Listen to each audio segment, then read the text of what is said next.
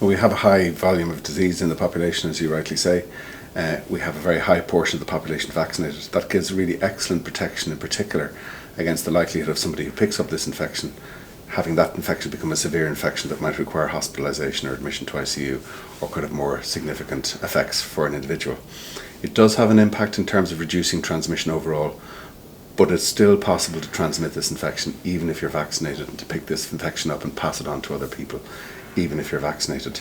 It's also the case that as we socialise as a population, we're socialising now at a level which is very, very high in comparison to any other time in the pandemic. In fact, according to the data that we monitor, it looks like we're socialising slightly more than at any time in the course of the pandemic. And of course we have a young and highly mobile population, different to other countries. And this part of Europe experienced the Delta wave at an earlier stage than we're now seeing other parts of Europe beginning to experience.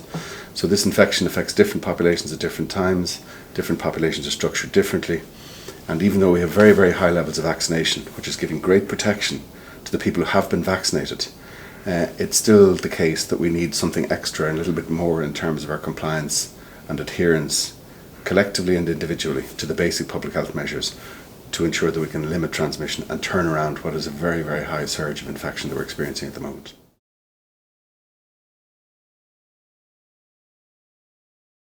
It's giving you excellent protection against the likelihood of being admitted to hospital, the likelihood of being admitted to intensive care, or having more severe effects of that infection.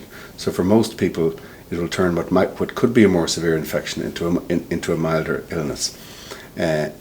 It also gives some benefit in terms of reducing the levels of transmission, particularly at a population level, but perhaps not as much as we might have hoped from the initial clinical trials.